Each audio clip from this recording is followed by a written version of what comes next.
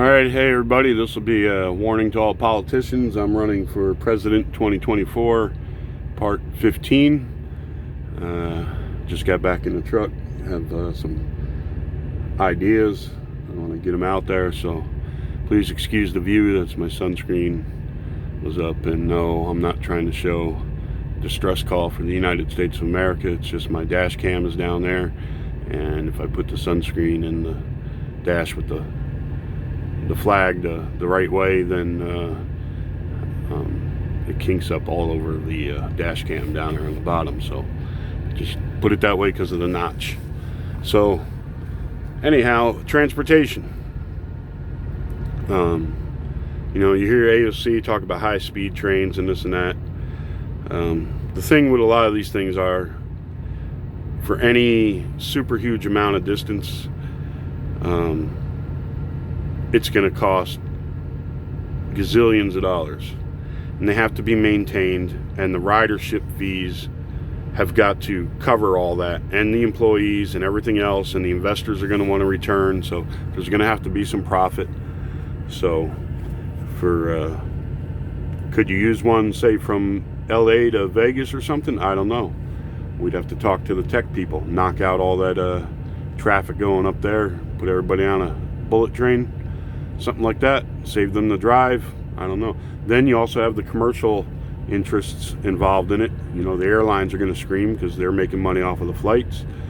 So you're going to have to take all these things into effect. You can't just say we're going to do this and not look at all the data and everything like that. So, but I'd look into it, definitely. Bullet trains here or there, definitely look into it. Or they're talking that new thing now. It's not even a train. What is it? Some kind of vacuum system. Definitely. But in the meantime, you could widen I-15 up there. It's wider in Nevada.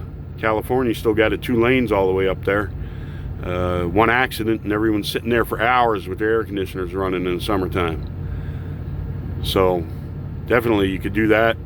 Over in the Bay Area up there, anyone has to commute into the Bay Area, goes in from Stockton or Tracy or any of those areas there, what that commute's like. Definitely you could have some more lanes going there. They build these tunnels all over the world. Instead of going up and over those hills, can we have a parkway for cars or something? Just tunnel all the way through out to the Bay Area. New York, I get elected, you're definitely getting another bridge or another tunnel. Like I said, I believe in eminent domain when it's necessary. People would be paid. On the Jersey side, I don't care, rich neighborhood, poor neighborhood, whatever, you're going to be paid, you're going to move. We're gonna and speaking of New York, when you come off of the GW Bridge into New York's a great city, right? Look at the other great cities around the world. You enter a great city, you should see something really appealing. It says, here we are.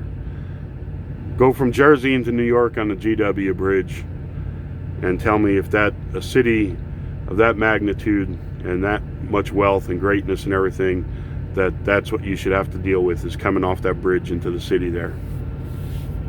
I don't think so. Anyhow, you'll be getting some other bridges and tunnels, and also up through Jersey, to bypass all that, another route up along the river or something. Instead of crossing and going up 87 there, there'll be a route, going up on the Jersey side that's like interstate or the turnpike up, something. Speaking of toll roads and stuff, you live in areas where there's toll roads and then the secondary roads around there are crap. That's because they want to keep the traffic on the toll road, so they never improve your roads, because then if you had a good highway that was close by, guess what? Instead of paying the toll, we're all going down here. So we need to look at all these types of things and decide we're going to go toll roads or non-toll roads, stuff like that. Can we afford to put a bullet train here or there with some private investment, some government money? Would it help the environment? Would it be beneficial in any way? You see a lot of these bike paths going in all over the place, and well, here's the thing: you look at a lot of these countries overseas, crowded, that seem to have absolutely no traffic laws, and you have all these different types of vehicles mixed up, crowded in the streets. You got people walking through and everything like that. It's not good. And now you're putting these bike paths, especially I see in California with the little green bike path and everything, on some of these streets and stuff that are too narrow to begin with. Two trucks next to each other, a truck and car next to each other. Now you want to put bicyclists out there. Again, eminent domain. We're going to widen it out. We're going to get the bicycle traffic completely out of the vehicle traffic wherever we can. We'll call it bicycle parkways instead of bicycle paths. No, there won't be a toll on it or anything like that. Maybe you pay a one-time $25 fee or something, and the same thing. There'll be a tag or something on the bicycle, electronic tag, serial number. Maybe we do it just like the toll roads. You know, you go on that bicycle parkway. You pay, you know, because like out here we pay fuel taxes, you pay gasoline taxes. Those are what take care of the streets and the highways. And a lot of that money is skimmed and put into other things. So we're going to take care of that too. But more truck bypasses around a lot of these towns. There's a lot of U.S. highways that for a long time should have been made interstate because there's so much truck traffic on them, and we all run down right through these little towns and stuff like this. It tears up their local streets. I'm sure people along 69 and 75 going down through Oklahoma into Texas have long wished they could have another route the trucks took instead of going down through there. So why it's never been done yet, I don't know. But also we're going to have interstates that just, you know, totally bypass the cities, and you're going to alleviate a lot of traffic that way. And then the truck traffic anyway. But we're going to make sure the routes make sense and stuff like that. And instead of people heading to Houston, have to pass right through Dallas, Fort Worth, we're going to make a better way around. Or people that are heading for Laredo, instead of coming down through San Antonio, all that, we're going to make another way around where the trucks will go. And we're going to alleviate a lot of the congestion, which will reduce greenhouse gases. So like another idea is bike paths and stuff like that, instead of putting in subways and stuff, which I'm sure we would do too.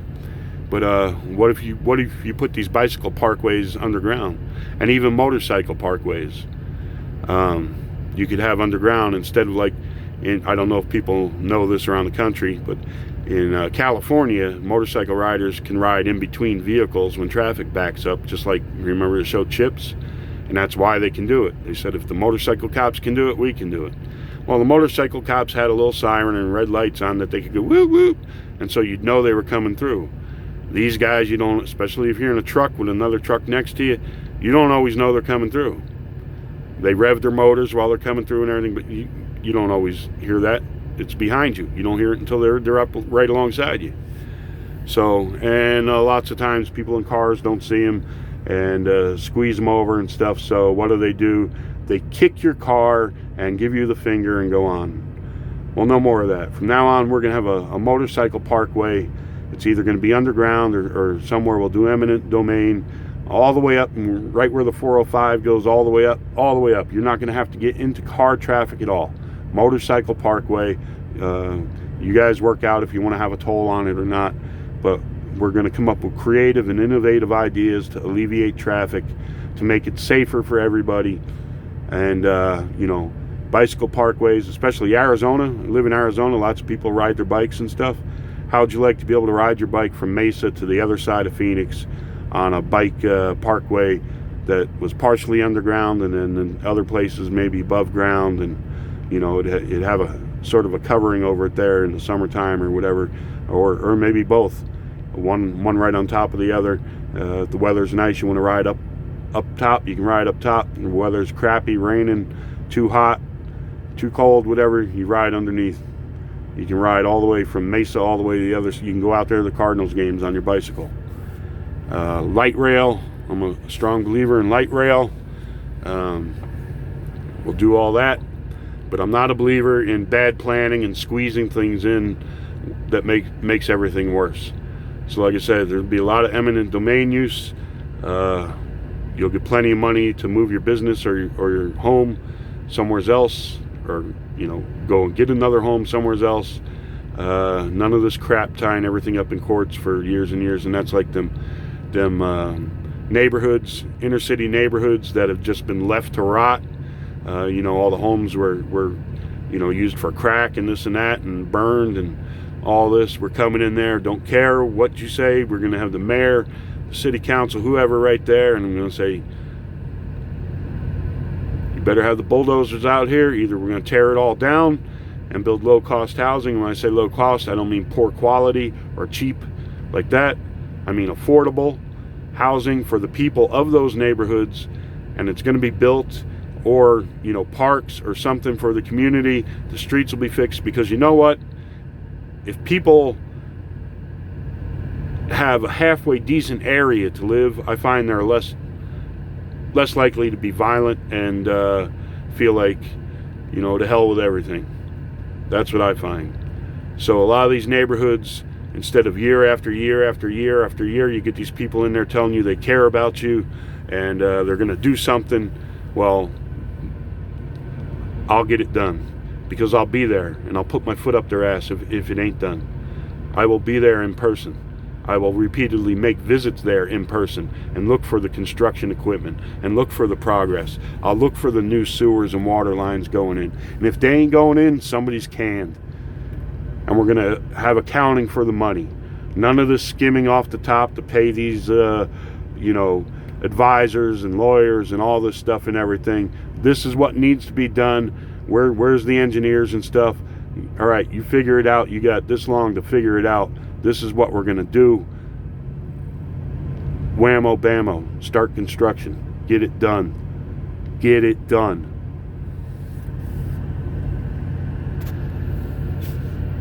So that's the type of person I am. If you think, oh, they're going to stonewall you this, no, they ain't. Because if you can elect somebody through YouTube with just your votes, then they're going to realize they don't have such job security, that they can be gone in a heartbeat. And you're not going to listen to their false promises anymore, because once somebody comes in there and gets stuff done, you're not going to fall for the BS so easily anymore, because it can be done. There's no reason it can't be done. This is the United States of America. Do you understand that? We're the wealthiest, well, not if you count how much debt we're in, but the wealthiest by GDP and everything like that, most powerful nation on the face of the earth. We can't rebuild a neighborhood in St. Louis. We can't put a tunnel through somewhere anymore to alleviate traffic. You see all these great construction projects going on around the world. And this is one of the things I agree with Donald Trump on. There's too much red tape and stuff. Too many people fighting over their special interest and who they want to get this or that and everything. No, sorry. It ain't going on no more, because you can be gone. You can be gone. The people can vote. They can listen to candidates on YouTube. You don't have to go out and campaign and spend millions of dollars and everything. All you get on social media, whatever, I'm running for this office. I'm running for mayor of St. Louis. This is my name. This is what I believe. This is what I'll do, etc., etc., etc. I don't want no special interest line in my pockets. This is what I'm going to come in and do. And as long as it makes sense, you'll get the votes. And the other bozos who run around making promises all the time and don't keep them, they'll be gone. They will just be gone. So lots of ideas like that.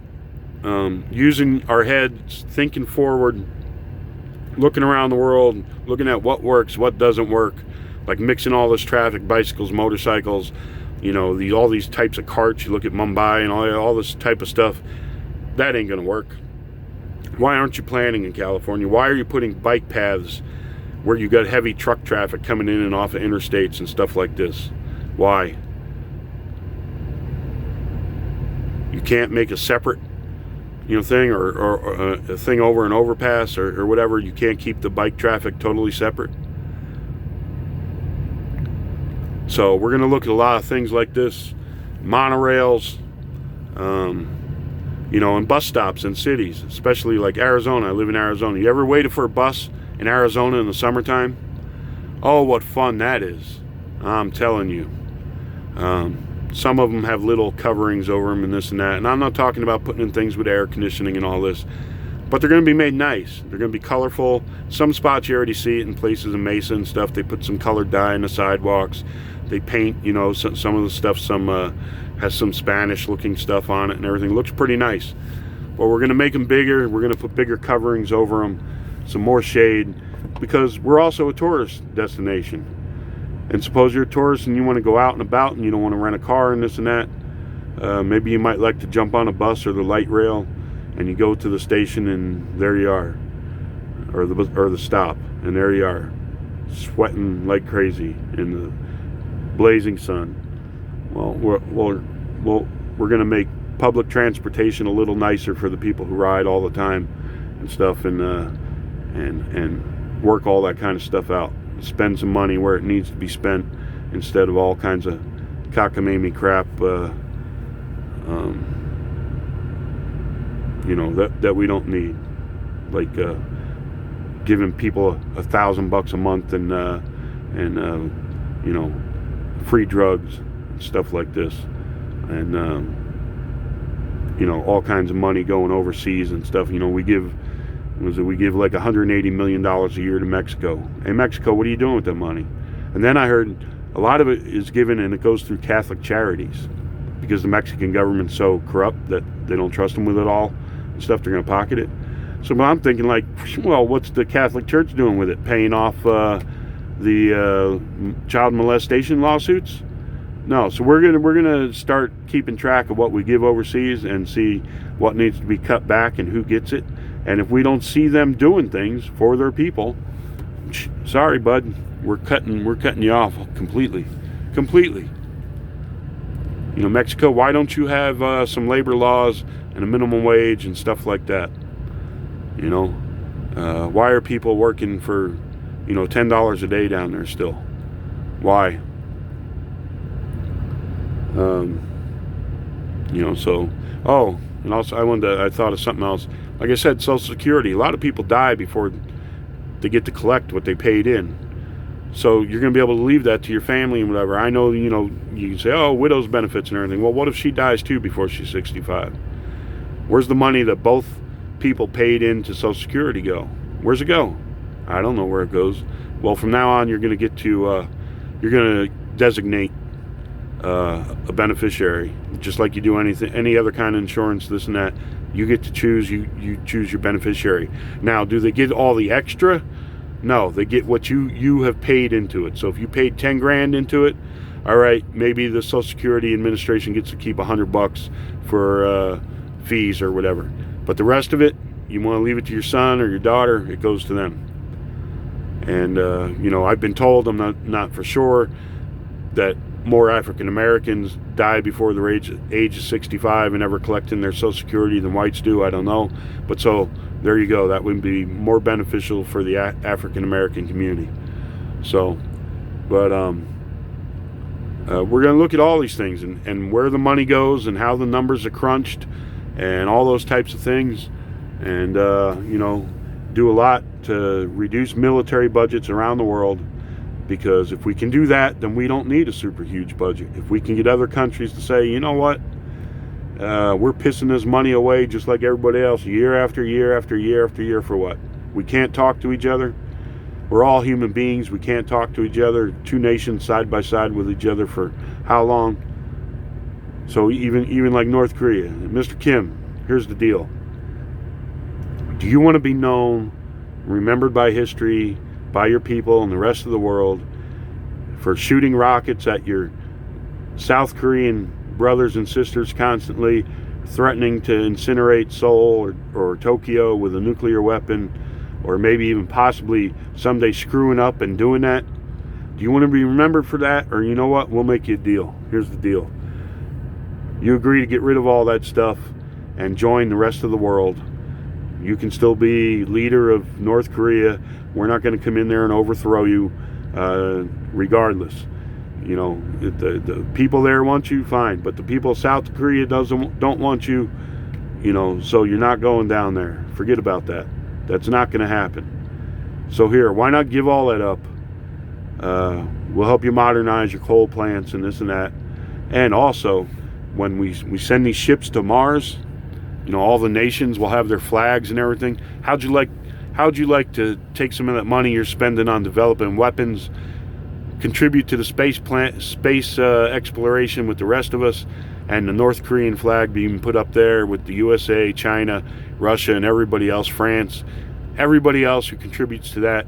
Wouldn't you like your people to look at you and say, man, he's done something to make us proud of North Korea? Look at that. Now that might sound, you know, simple-minded to a lot of people, but I'm willing to bet if you give even your enemies options where they look good, they can not worry about, you know, you're still after them and stuff, that you can work. You can make some compromise on some things, and little by little you can gain some trust. That's what I believe, you know, around the world. You know, I'm sure you have the CIA and everybody all the time say, oh no, we can't turn our backs, we can. You're always going to have the talking heads who are on the side or in the pocket of the war hawks and the defense contractors and everything like that. You know, the war hawks who never go and fight themselves, never want to be held accountable for when, well, oops, we screwed up, there were no weapons of mass destruction. You know, so all that crap's going to stop. If there's a real threat, don't worry. I'm not going to let America be taken advantage of, attacked, be weak, anything like that.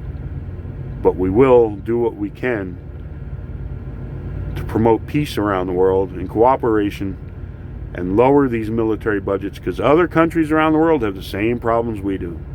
The same exact problems we do. They need money for education and science and all these other things, for transportation, for housing. We all need the same things. And we're all pissing our money away on technology that in 2-3 years, that the way things are going, is obsolete, and then we got to buy more. Then we got to, what are we doing? It's madness. It's craziness. And every country around the world, the United States, Russia, you know, should sit down and go, you know what? We've been doing this for decades. What do they say? If you keep doing something over and over again and getting the same bad result, it's insanity. Something like that. We ought to be able to sit down and say, you know what? We spend all this money. We can take all these people in these defense industries and stuff and put them to work in energy, you know, engineering, making new types of engines, aerospace, medical science, transportation, you know. Maybe they can come up with a way to do bullet train or that vacuum thing better and cheaper. What else? Anything else? You know, terraforming different parts of the earth that are able to be farmed, but you know, we haven't. We'd have to spend some money and figure stuff out or whatever. You know, maybe some you know, ocean exploration. We can put them to work solving environmental problems, different types of filters and stuff, different ways to come up with to get that big blob of garbage that's floating around the Pacific out there. You know, figuring out what we can do in coastal cities to make the hurricane damage less. You know, that's another thing, like New Orleans and stuff like that. It's like, you know what? How many times are we going to have to rebuild and everything down there, parts, and, you know, and let things get flooded out? Maybe we can take some of this military money gadget money, and you know, maybe either we move people, eminent domain. Look, you're gonna go over here to higher ground, and return a lot of that land to marshland and wetlands, something. You know, build an artificial island out there somewhere in the Gulf that will absorb a lot of the storm surge and stuff, and I don't know if that's possible. Whatever. We'll talk to the scientists and engineers and stuff. We'll come up with all kinds of things, inventive, you know, innovative ways. Let's start looking. Let's look at all the ideas. Like I said, I'd have a you know, straight email straight to the Oval Office, or to, you know, my house, whatever. Okay, I was thinking maybe I wouldn't live in the White House. I don't know, but maybe I'd have to. So you'd have a direct email to me, to my bedroom in the White House. No naughty pics or anything, right? So send your ideas. Hey, what if we did this here? Because where you live, you know what the problems are. I've seen a lot of the country. I know what a lot of the country's problems are. I've seen a lot of things that need to be fixed. But you're local. You know. Hey, you know, every time it rains, we get this here and nobody does anything. It floods here and there and everything. Maybe can we get something done? You know, hey, you know, the bridge here in this town, you know, the traffic that comes through and everything is really, you know, way outdated, and we could use a new bridge, whatever it is. You know, we could use an underground bike path from point A to point B. We could use a motorcycle parkway from here to there. We could use a new truck route around town. You know, and in a lot of these towns and stuff, you know, where trucks do go through and stuff, you know, it's impossible for us to get around some of those turns and stuff and everything. So we'll work on that too. We'll work on, maybe we need to have a truck route around. You can't go through here no more. Build another road, or we'll spend some money. If we got to move stuff back or whatever, the light poles and this and that. So vehicle, if there's absolutely no way you can do without trucks coming through there, then we'll do something like that. But if it's, you know, one business in there and the trucks are coming through and they're tearing up your streets to get to that business, and you know, they're tearing up the sidewalk and everything, or knocking down signs because they can't make the turn, we'll ask the business to move. And here we go, eminent domain. There's no other way to get trucks in here. They're going to tear stuff up coming in no matter what we do. Eminent domain. We'll build a new factory. You know, we'll pay the cost. You'll be able to modernize a new factory, put it in a new location, easier to get to. You know, out there on Long Island, out there, hey, you know what? And then people in that corridor there, you're tired of the trucks and the rush hours and everything like that. Here's a clue. Build a truck stop out there in Long Island. There's plenty of wooded areas out there. There's plenty of places out there where the population ain't that big. And I don't mean, you know, a diner with 5 parking spots behind it, even though I love stopping at those diners. I love East Coast diners. But a real truck stop.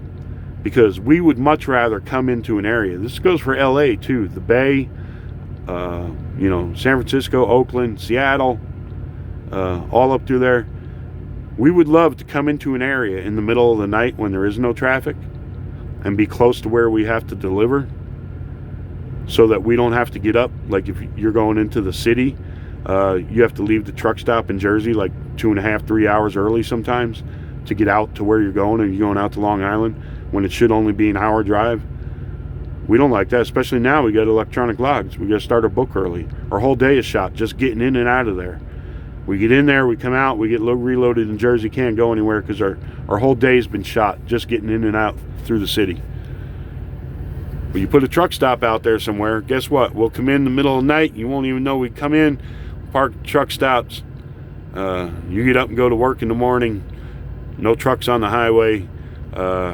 We get up, we go to the businesses out there on the island, deliver our stuff, get reloaded or leave or whatever, get reloaded, go back to the truck stop, wait till nighttime again to go, whatever. So there's a lot of things that can be done to reduce our emissions, to improve the transportation system, and not have to tear down every building in the United States of America, and like AOC, or not to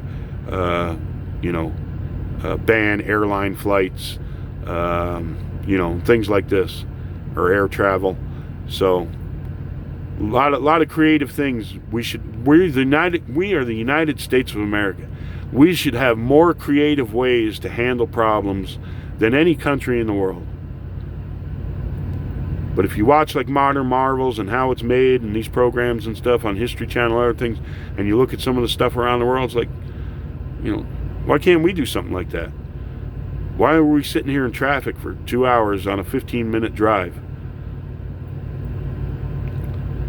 Put a motorcycle parkway underground, lots of bike riders, maybe more people start riding motorcycles, get out of the traffic, zip right, instead of putting it all together like you see these foreign countries. Look at that mess they got. They put everything together, not saving no money now, because all the great fuel economy that motorcycle would get if it just kept moving is now doing 5 miles an hour here and there, trying to weave excuse me, in and out of other traffic, all that type of stuff. So all right, that'll be it for this one, transportation, and I threw in a couple other things in there, but and I'm not limiting things to my ideas.